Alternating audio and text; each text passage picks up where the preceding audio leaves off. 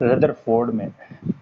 Rutherford की सबसे जो मेन ड्रॉबैक थी वो क्या थी कि वो ये एक्सप्लेन नहीं कर पाया कि एटम स्टेबल कैसे, मतलब स्टेबिलिटी ऑफ एटम जो है ये एक्सप्लेन नहीं कर पाया था रदरफोर्ड।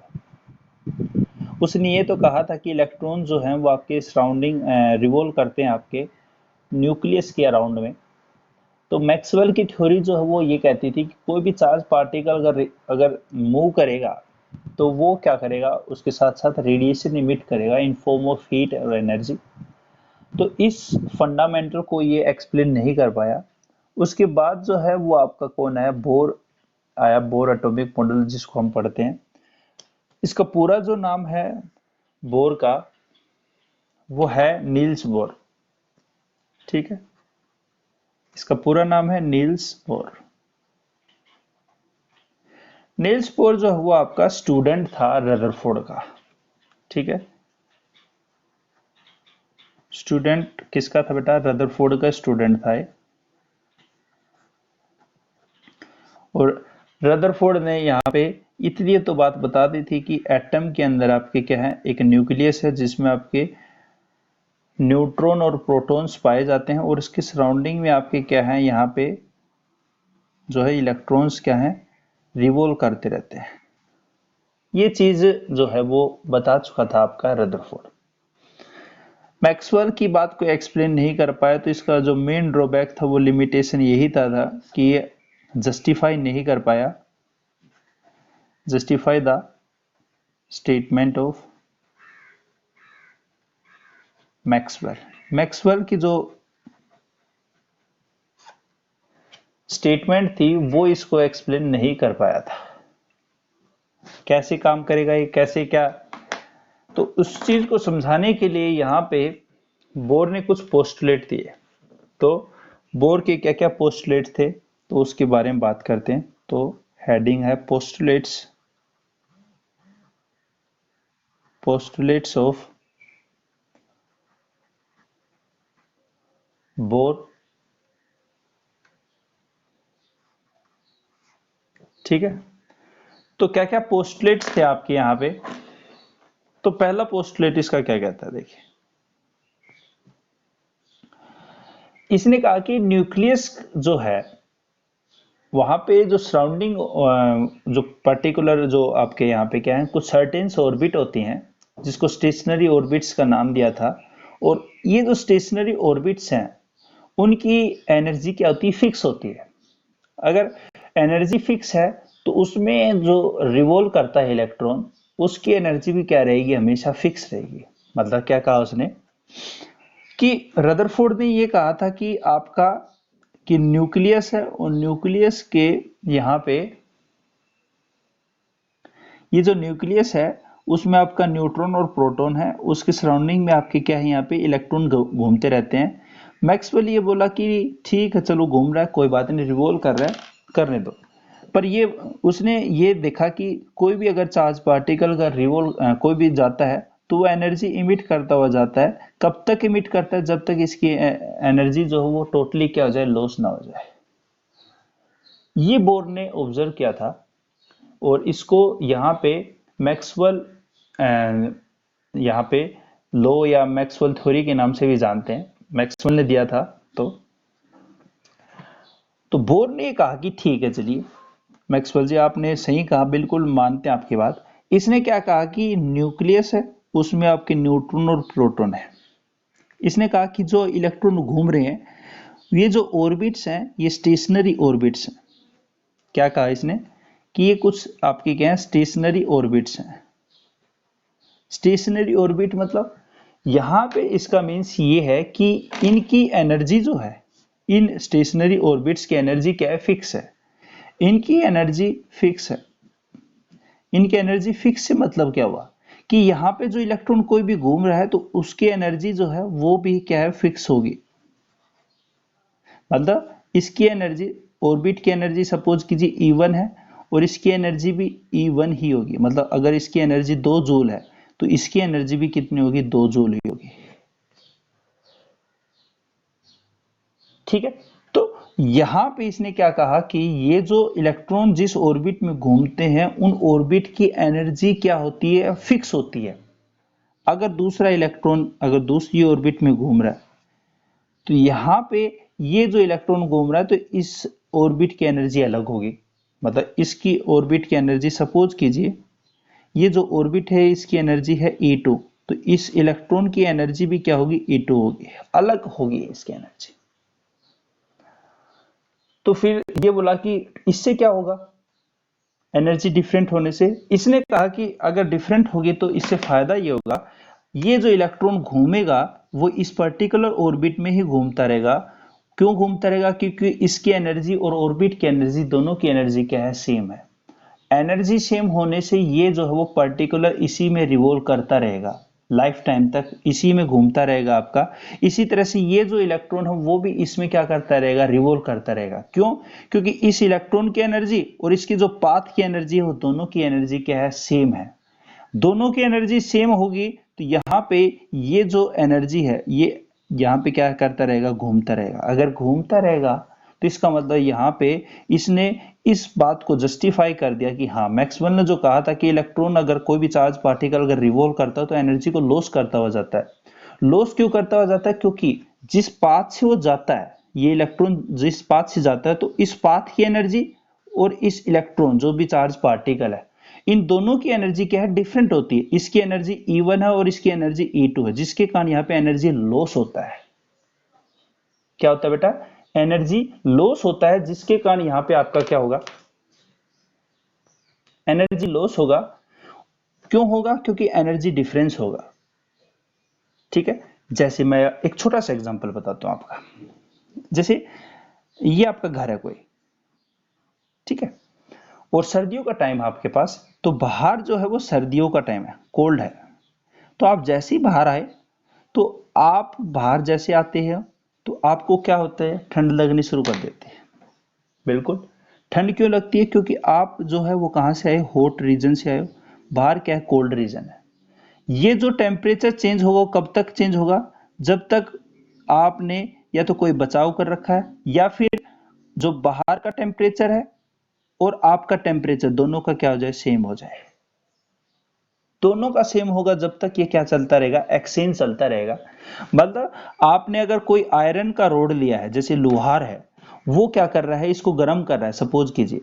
अगर इसने बंद कर दिया है, इस आयरन के पीस को हीटिंग करना बंद कर दिया, तो ये क्या करता रहेगा, एनर्जी को लॉस करता रहेगा, एनर्जी को लॉस करता रहेगा। तो ये जो टुकड़ा था लोहार के पास पहले कैसा था, रेड हॉट था। अब वो एनर्जी लॉस करते करते करते करते वो कैसा कलर का हो जाएगा, वापिस ब्लैक कलर का हो जाएगा। बिल्कुल, वो अपनी ओरिजिनल पोजीशन में आ जाएगा। तो यही मैक्सवेल ने बताया था कि अगर कोई चार्ज पार्टिकल को मूव कराता है तो इस पाथ की एनर्जी और इस इलेक्ट्रॉन की एनर्जी दोनों की क्या डिफरेंट होती है। डिफरेंट होगी तो यहाँ पे क्या होगा, एनर्जी का लॉस होगा। तो एनर्जी का लॉस हुआ तभी वो मैक्सवेल कह रहे थे कि एनर्जी लॉस होकर वो फाइनली क्या कर देगा, अपनी एनर्जी सारी लॉस कर देगा। और बोर ने इसको जस्टिफाई ये किया कि जो इलेक्ट्रॉन घूम रहे हैं जिस पाथ के अंदर, तो उस पाथ की एनर्जी और उस इलेक्ट्रॉन की एनर्जी क्या होती है, सेम होती है। तो पहली बात जो थी स्टेबिलिटी ऑफ एटम, वो बिल्कुल क्लेरिफाई कर दी थी बोर ने अपने पहले ही मॉडल में। बताइए ये बात समझ में आई या नहीं आई, बताओ। इस स्टेटमेंट को फिर मैं लिखवा रहा हूं, बोलो। ठीक है, मैं अब लिखवा रहा हूं, इसकी स्टेटमेंट क्या है। देर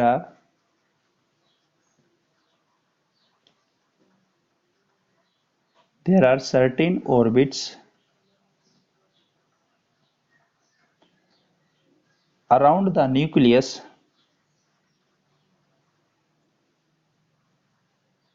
named as stationary orbit in which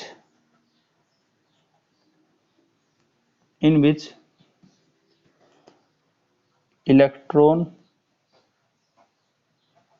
revolves and they they do not lose energy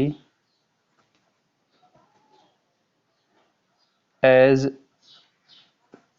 suggested by Maxwell, जो मैक्सवेल ने कहा था उसको भी क्या करता है, जस्टिफाई करता है।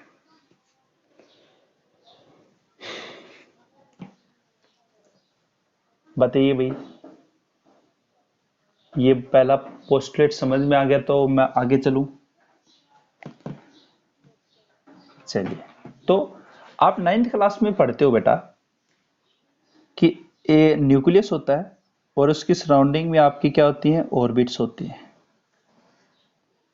हाँ या ना। इस तरह से आप स्ट्रक्चर बनाते हो और उसमें आप लिखते हो पहली ऑर्बिट्स होती है आपकी के, फिर आपकी एल, फिर आपकी एम, और फिर आपकी मतलब के एल एम एन एस, इस तरह से आपका चलता रहता है, हाँ या ना। 9th क्लास में आपने पढ़ा होगा ऐसे, ये के एल एम एन ऐसे आपने पढ़ा होगा। इनको बोलते हैं स्टेशनरी ऑर्बिट, हाँ या ना, पढ़ा है बेटा।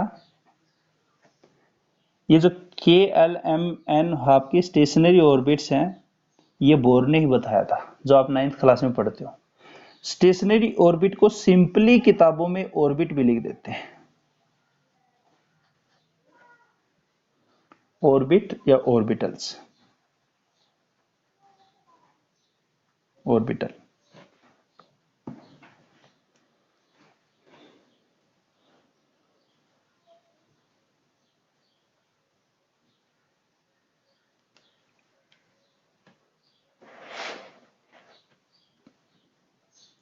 लिख दिया तो मैं आगे चलूं।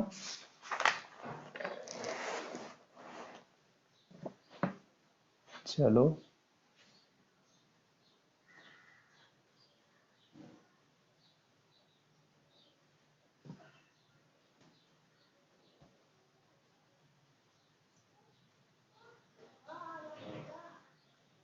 चलो आगे।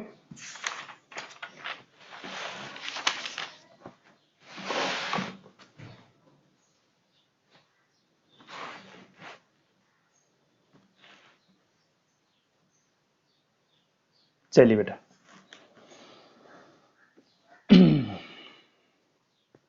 सेंट्रीपिटल फोर्स का फॉर्मूला क्या होता है,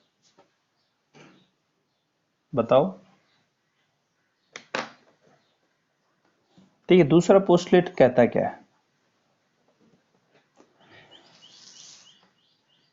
चलो ठीक है। रदरफोर्ड ने ये कह दिया कि ये न्यूक्लियस है, ये ऑर्बिट्स हैं, जो कि पहले पोस्टुलेट में एक्सप्लेन भी हो चुका था, ठीक है। और इन ऑर्बिट्स का नाम दे दिया के एल एम, और ये एन हो गया, ठीक है।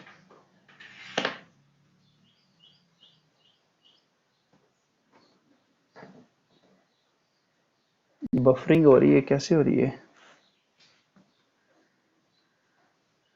बेटा, धुंधला नहीं हो रहा है कुछ, मेरी साइड से हो रहा है क्या?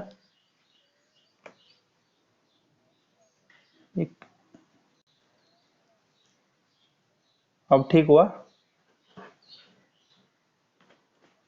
चलो, थोड़ा सा नेटवर्क इश्यू है।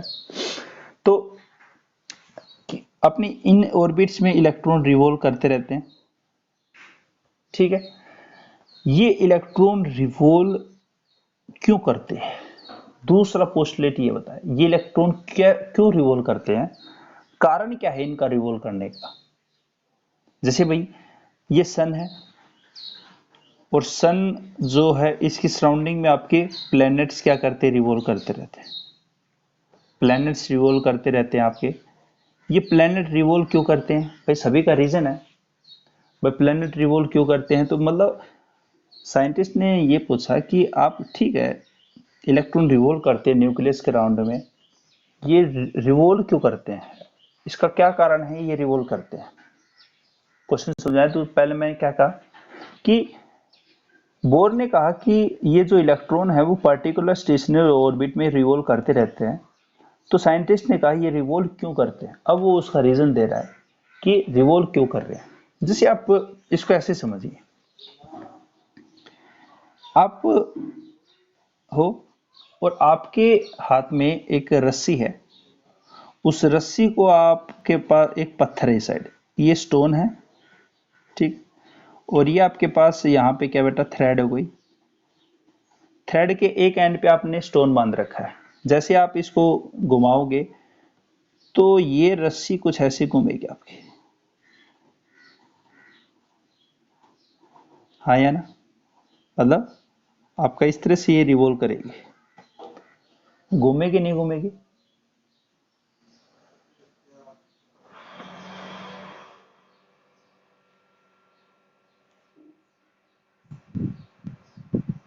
दिख रहा है क्या? मेरे हिसाब से थोड़ा सा प्रॉब्लम हो रही है, कुछ नेटवर्क इशू। अब दिख रहा है बेटा? दिख रहा है, ठीक है। तो मैंने क्या कहा कि ये कोई आपका बॉय या गर्ल है कोई भी, ठीक है, वो इसके हाथ में रस्सी है और एक स्टोन है, वो क्या कर रहा है, उसको रिवॉल्व करता है, ठीक। और रिवॉल्व कर रहा है तो वो कुछ ऐसे ट्रेजेक्ट्री बनाएगा, आप अगर ऊपर से देखोगे तो वो ये जो पत्थर वो रिवॉल्व क्यों गया? आप कहोगे सर हमने क्या किया, उस धागे को पकड़ा और उस धागे को पकड़ के हमने घुमाया, तो हमने जैसे घुमाया ना उसको, तो पत्थर भी उस धागे के साथ साथ क्या है, घुमा है। मतलब जो फोर्स है वो फोर्स आप से होते हुए, थ्रेड से होते हुए और फिर पत्थर में गया है। ये तो बात मानते होगे, हाँ या ना? मतलब आप जो पत्थर घुमा रहे हो, जो स्टोन घुमा रहे हो, तो आपसे होते हुए वो फोर्स जो है वो कहाँ पे गया है, स्टोन पे गया है। यही फंडा किस में लगेगा आपका, इलेक्ट्रॉन में लगेगा। ये कहा कि ये जो इलेक्ट्रॉन रिवॉल्व करते हैं, तो कोई भी चीज है, देखिए बेटा, यहाँ पे जो पत्थर है वो एक तो मोशन कर रहा है ऐसे, ठीक है, और एक जो फोर्स लग रहा है वो अंदर की साइड लग रहा है। मतलब अगर आप पत्थर घुमा रहे हो, अगर आपने रस्सी छोड़ दी तो रस्सी के साथ साथ पत्थर आपका आगे चला जाएगा। ये थोड़ी आपने रस्सी को छोड़ दे, पत्थर भी आपके नीचे गिर जाएगा। जैसे आप ये हो, पत्थर ऐसे थोड़ी होगा आपके नीचे गिरेगा। पत्थर जो वो आपका, आपने जैसे उसको रोटेट किया है, तो आपका पत्थर जो वो यहाँ पे गिरेगा या यहाँ पे गिरेगा या यहाँ पे गिरेगा, इस तरह से गिरेगा, आगे गिरेगा। मतलब आपसे, आपके पैरों में वो पत्थर नहीं गिरेगा। क्यों नहीं गिरेगा? क्योंकि वहां पे पत्थर जो है वो रोटेशन कर रहा है, एक तो उसमें फोर्स जो लग रहा है एक बाहर की साइड लग रहा है, और एक धागे के जो आपने थ्रेड लिया है वो एक अंदर की साइड लग रहा है। तो दो तरीके के फोर्स लग रहे हैं यहाँ पे। एक तो कौन सा है, सेंट्रीपिटल फोर्स लग रहा है, सेंट्रीपिटल, ठीक है। और एक फोर्स जो है वो बाहर की साइड लग रहा है, जो कि आपका क्या है, सेंट्रीफ्यूगल है, ठीक है। मतलब अंदर की साइड जो लगेगा उसको बोलते हैं सेंट्रीपिटल फोर्स, और जो बाहर की साइड जो फोर्स लगता है वो लगता है सेंट्रीफ्यूगल फोर्स। तो यहां पे एक तो फोर्स क्या लग रहा है आपका, रोटेशन करवा रहा है, और एक आपका न्यूक्लियर फोर्स लग रहा है कि यहां पे ये इलेक्ट्रॉन है और ये न्यूक्लियस है। न्यूक्लियस एक तो ये रोटेशन कर रहा है, और एक यहाँ पे इलेक्ट्रॉन के ऊपर चार्ज है और ये पॉजिटिव चार्ज है। तो यहाँ पे फोर्स कैसे लगा, इलेक्ट्रोस्टैटिक अट्रैक्शन फोर्स लगा, ठीक है। मतलब भाई फिजिक्स ये कहती है कि एक नेगेटिव चार्ज है, एक पॉजिटिव चार्ज है, तो वो एक दूसरे को क्या करेंगे, अट्रैक्ट करेंगे आपका। अगर अट्रैक्ट करेंगे तो यहाँ पे उसको हम क्या बोल देते हैं, न्यूक्लियर फोर्स बोल देते हैं। इसी को यहाँ पे नया नाम दे देते हैं न्यूक्लियर फोर्स। न्यूक्लियस के द्वारा फोर्स लग रहा है, सीधी सी बात यहाँ पे ये। तो यहाँ पे ये रिवॉल्व इसलिए कर रहे हैं क्योंकि यहाँ पे जो सेंट्रीफ्यूगल फोर्स है,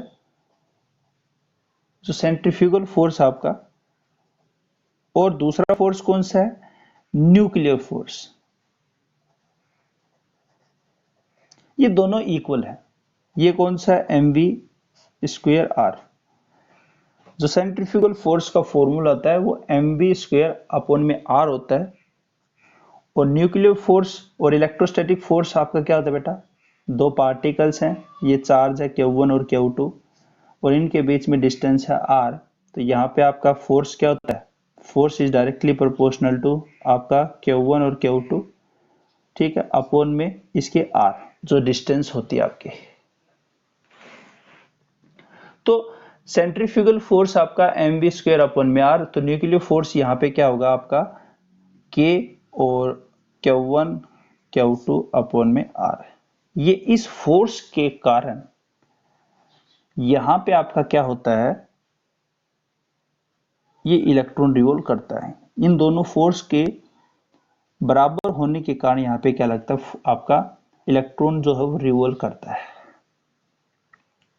बताइए ये पॉइंट समझ में आ गया क्या आपको?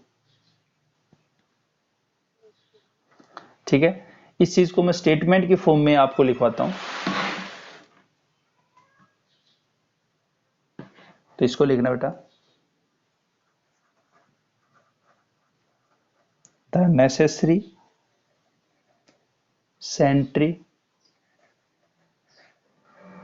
centrifugal force required by electron to revolve around the nucleus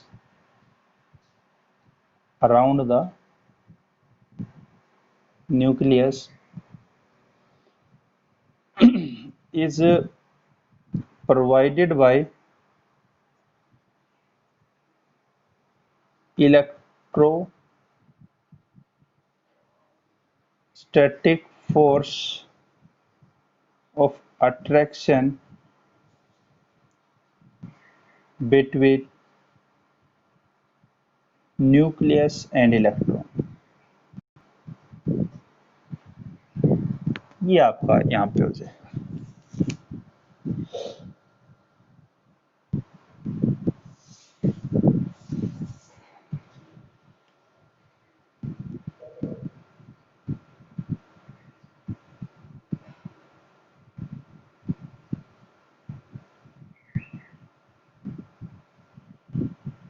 लिख दिया सभी ने?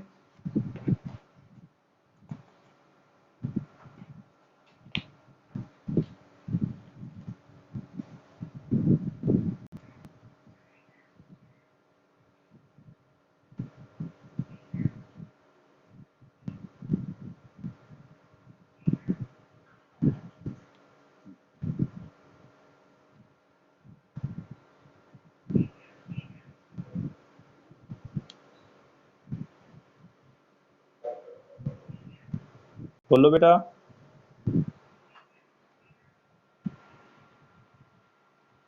ठीक है, थर्ड पोस्टुलेट है आपका, कोई भी इलेक्ट्रॉन अगर घूमता है तो यहाँ पे एक तो होता है लीनियर, अगर स्ट्रेट अगर कोई यहाँ पे मोशन होती है तो उसमें होता है लीनियर मोमेंटम।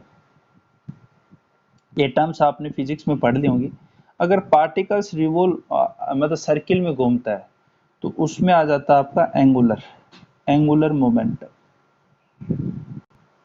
ठीक है, तो जहां पे जो एंगुलर मोमेंटम है किसी भी इलेक्ट्रॉन का, वो क्या होता है आपका, वो डिपेंड करता है कि आपका फिक्स होता है, कितना फिक्स होता है यहाँ पे, कि कोई भी आपका एंगुलर मोमेंटम है mvr, ये आपका एंगुलर मोमेंटम है mvr इज इक्वल टू यहाँ पे n और h अपॉन 2 पाई। ये जो 2 पाई है ये आपका कांस्टेंट रहता है, h अपॉन 2 पाई। n जो है वो डिपेंड करता है किस ऑर्बिट में इलेक्ट्रॉन घूम रहा है, मतलब ऑर्बिट कौन सी आपकी है, जैसे न्यूक्लियस था और इसके सराउंडिंग में आपकी k है, l है, इस तरह से k है, l है, m है, इस तरह से आपकी जो ऑर्बिट्स हैं, n आपकी नंबर ऑफ ऑर्बिटल्स है। ठीक है, तो अलग अलग एंगुलर मोमेंटम आपका हो जाएगा, वो डिपेंड करेगा किसके ऊपर, आपका यहाँ पे n के ऊपर, ऑर्बिट्स के ऊपर डिपेंड करेगा किस ऑर्बिट में इलेक्ट्रॉन आपका घूम रहा है। तो इसी चीज को यहाँ पे क्या लिखेंगे, the angular momentum of any electron which revolve around the nucleus which around the nucleus is integral multiple of h upon 2 pi. h क्या है यहाँ पे? प्लांक कांस्टेंट है, प्लांक कांस्टेंट। ठीक है, तो m यहाँ पे क्या है? मास। m क्या बेटा? मास। मास ऑफ इलेक्ट्रॉन है। v किस वेलोसिटी से घूम रहा है electron? Velocity of electron. r क्या है? कितनी दूरी है, मतलब ये जो आपकी ऑर्बिट है वहां पे दूरी भी तो होगी न्यूक्लियस से, कितनी दूरी से घूम रहा है, तो दूरी बता रहा है r1 r2 r3 इस तरह से। r क्या है? Radius, radius of orbit. ठीक है, ये सारी चीजें आपकी हैं यहाँ पे। n आपको बता ही दिया, ऑर्बिट्स आपकी कौन सी ऑर्बिट में आपके इलेक्ट्रॉन रिवॉल्व कर रहे हैं। h प्लांक कांस्टेंट हो गया, पाई आपका कांस्टेंट है ही, 22/7 इसकी वैल्यू होती है। ये आपका थर्ड पोस्टुलेट है।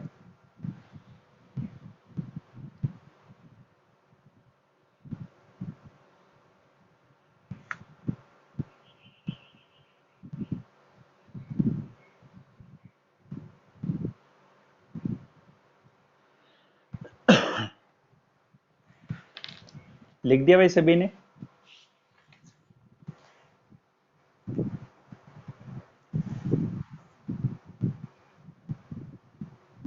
चलो, अब यहाँ पे कितनी वेलोसिटी से वो इलेक्ट्रॉन रिवॉल्व कर रहा है और कितनी रेडियस है, ये भी आपकी क्या है, यहां तक बताई थी उसने।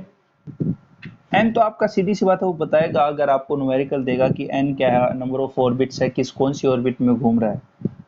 बोर ने यहां तक भी बता दिया था कि किस ऑर्बिट में अगर वो घूमेगा तो उसकी वेलोसिटी क्या होगी और उसकी रेडियस क्या होगी। ठीक है, तो यहाँ पे अपन वेलोसिटी और रेडियस की भी बात करते हैं। तो फोर्थ पॉइंट है आपकी वेलोसिटी और रेडियस। यहाँ पे कैलकुलेट किया था उसने, तो वेलोसिटी का फॉर्मूला क्या दिया था उसने? वेलोसिटी का फॉर्मूला दिया था 2.1 यहाँ पे 8 इंटू 10⁻⁶ और z upon n m metre पर सेकेंड में, ये फॉर्मूला था। z क्या है? एटॉमिक नंबर है। n क्या है? ऑर्बिट्स, किस ऑर्बिट में वो रिवॉल्व कर रहा है। जैसे मैं एक एग्जांपल देता हूं, उसने कहा कि हाइड्रोजन है और वो आपका 1 ऑर्बिट में आपका रिवॉल्व कर रहा है, तो आप मेरे को ये बताइए उसकी वेलोसिटी क्या होगी। तो आपकी v is equal to 2.18 into 10⁻⁶। z क्या होता है? हाइड्रोजन का एटॉमिक नंबर क्या होता है भाई? 1। तो हाइड्रोजन का एटॉमिक नंबर 1 भी होता है और मास नंबर भी 1 ही होता है, तो अपने 1 हो गया। n क्या है? n कितना दिया है? 1। तो इसकी वैल्यू कैलकुलेट करेंगे तो 2.18 इंटू 10⁻⁶ मीटर पर सेकेंड। यहाँ ये इसका मतलब है। ठीक है, इसी तरह से जैसे आपको कह रहे हीलियम, सपोज कीजिए अगर कहते वो हीलियम है और n इज इक्वल टू 2 है, आप उसकी वेलोसिटी कैलकुलेट कीजिए। ठीक है, हाइड्रोजन, हीलियम का एटॉमिक नंबर 2 होता है और मास नंबर 4 होता है, तो वेलोसिटी निकालोगे तो 2.18 इंटू 10⁻⁶ और z है, z क्या है आपका? z अपॉन n, यही तो फॉर्मूला था। तो 2.18 इंटू 10⁻⁶, z क्या आपका? 2। ठीक है, n क्या है आपका?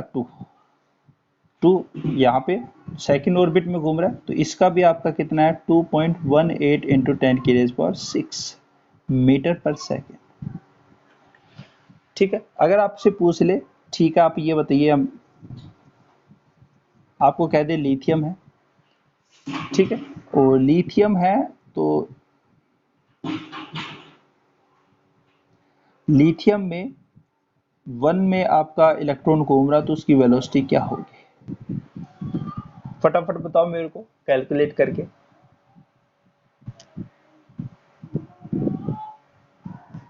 फटाफट बताओ कैसे निकालोगे वेलोसिटी। 2.18 इंटू 10 की raise power 6 into Z upon N. 2.18 into 10 की रेज पावर 6। जेड क्या है? Atomic number. एटॉमिक नंबर कितना है? 3। लिथियम का 3 है। अपॉन में नंबर एन कितना? 1। तो यहाँ पे आपका ये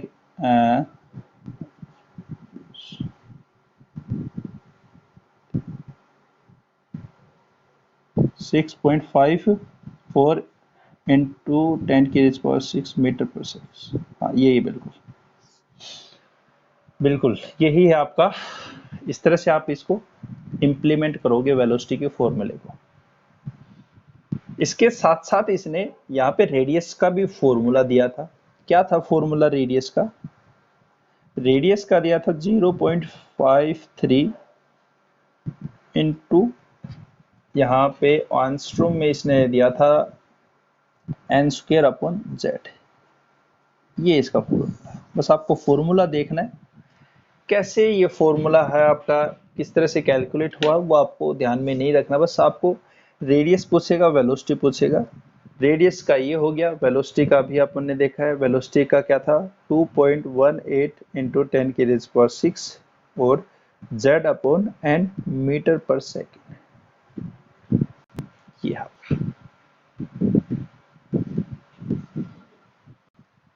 ठीक है। देखिए रेडियस का भी अपन कैसे निकालते वो भी देख लेते। फॉर्मूला लिख दिया सभी ने? सभी ने फॉर्मूला लिख दिया?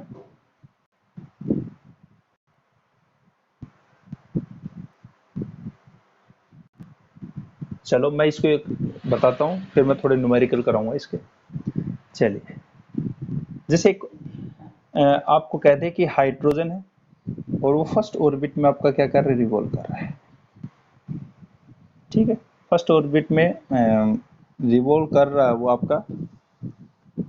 उसकी रेडियस कैलकुलेट कीजिए, ये आपको कहते हैं। फर्स्ट ऑर्बिट का means n is equal to 1 है। हाइड्रोजन 1 हमें पता है एटॉमिक नंबर इसका कितना है। रेडियस क्या आपकी 0.53 into n square upon z. Angstrom में ही है। अब 0.53 एन एन कितना है? 1 का स्क्वायर अपॉन में यहाँ पे क्या होगा? जेड। जेड कितना है? 1। तो आपका 0.53 एंगस्ट्रॉम इसका आंसर आ जाएगा। अगर मैं जैसे दूसरा एग्जांपल लूँ, हीलियम है और उसने कह दिया यहाँ पे फर्स्ट ऑर्बिट है आपका। हीलियम की फर्स्ट ऑर्बिट है, उसकी रेडियस आप कैलकुलेट कीजिए। ठीक है, फॉर्मूला आपका है 0.53 into n square upon z angstrom. ये आपका 0.53 इंटू एन कितना है? एन आपका फर्स्ट ऑर्बिट है तो एन इज इक्वल टू 1 ही होगा। तो एन 1 का स्क्वायर अपॉन में जेड कितना? हीलियम का कितना होता है? एटॉमिक नंबर 2 और मास नंबर डबल 4। ये आपका तो 0.53 अपॉन 2 इसको भाग करेंगे तो 0.26 दिया गया 0.265 एंगस्ट्रॉम। ठीक है, इस तरह से आप इसको इंप्लीमेंट करोगे बेटा। समझ में आ गया? तुम कुछ क्वेश्चन कराओ और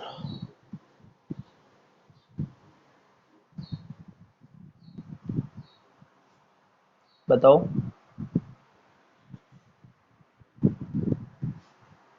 और बताओ भाई, एक एक कहीं रिस्पॉन्स आया? ठीक है, ठीक है, चलो चलो कुछ क्वेश्चन करते हैं अब। Find velocity of an electron revolving in first orbit of lithium। Lithium Li है। चलो फटाफट मेरे को वेलोसिटी बताओ इसकी। क्वेश्चन सभी को दिख रहा होगा मेरे हिसाब से। सिंपल सी कैलकुलेशन है, फटाफट बताओ आंसर जल्दी से। 6.54 इंटू 10 की रेज फॉर 6 मीटर पर सेकेंड। किस किस का आंसर आया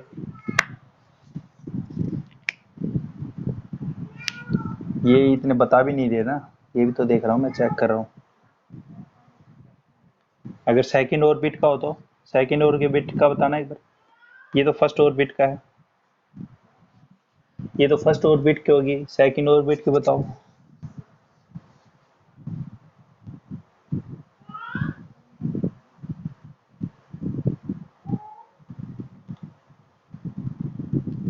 सेकंड ऑर्बिट का बताओ।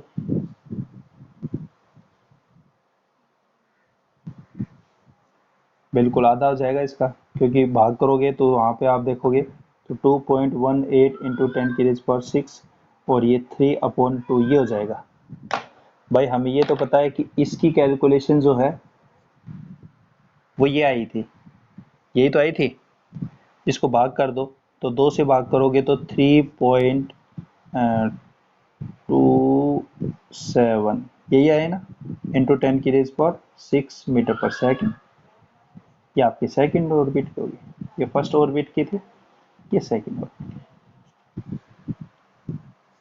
कर दिया सभी ने, ये बताओ मेरे को और दो क्वेश्चन।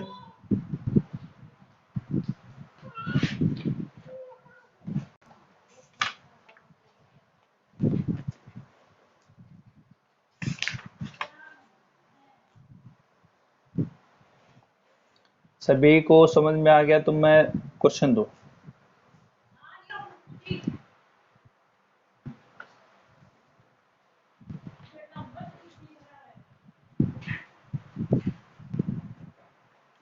लिथियम है आपके पास,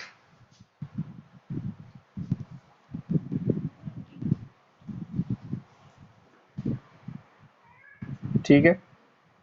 n = 3 है, उसमें रेडियस कैलकुलेट करो और वेलोसिटी कैलकुलेट बताओ, फटाफट बताओ।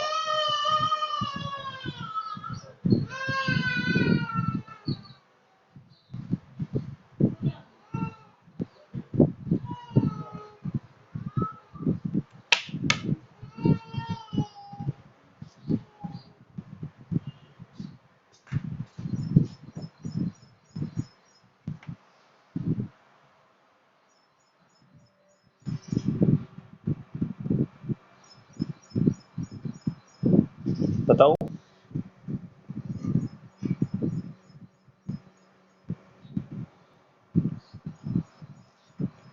रुको रुको 1 सेकेंड, रुको रुको 2 पॉइंट,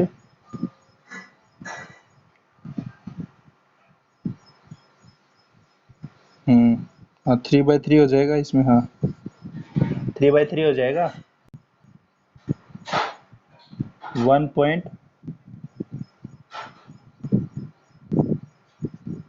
1.59 कुछ और नहीं, बस यही होगा सिंपल। सभी का यही आ रहा है।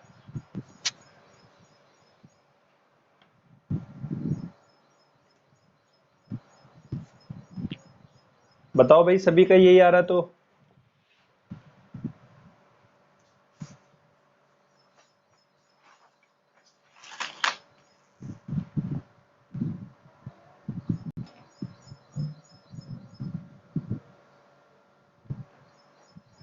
ठीक है,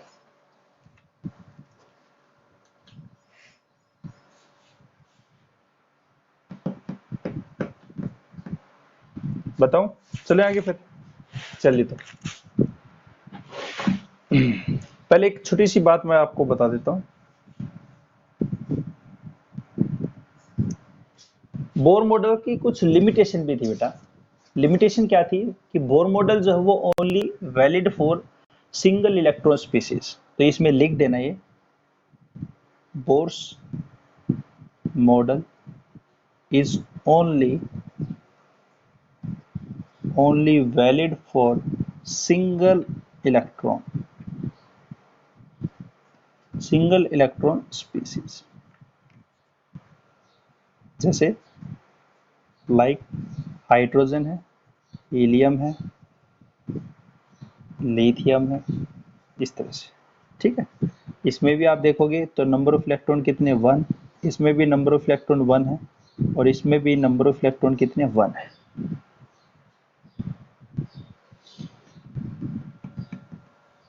हाँ,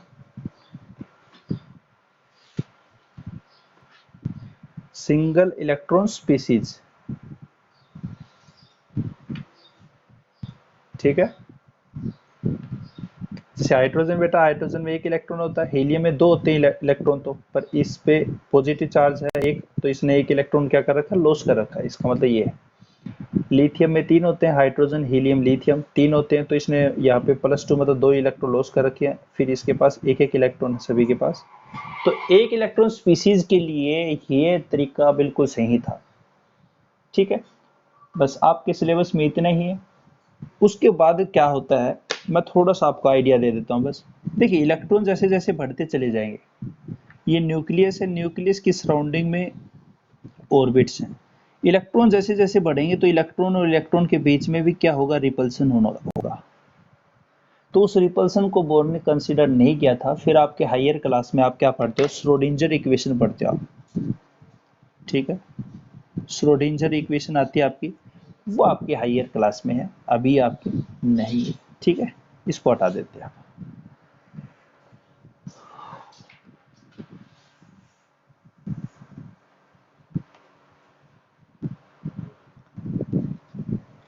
फटाफट लिख दो इसको एक बार।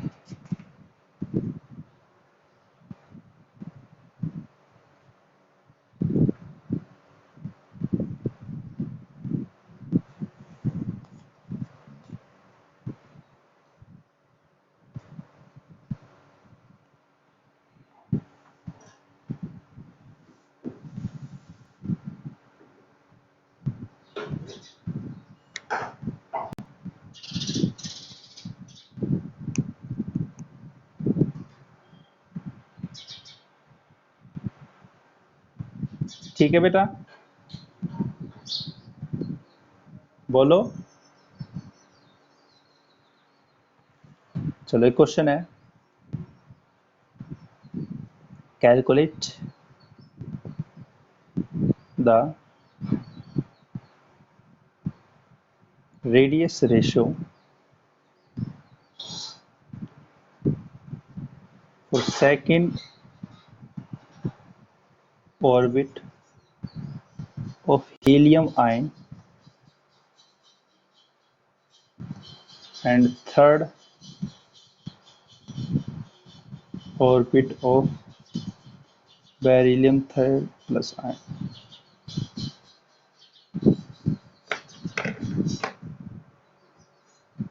ये क्वेश्चन आपका, इसको करके आना है आपको।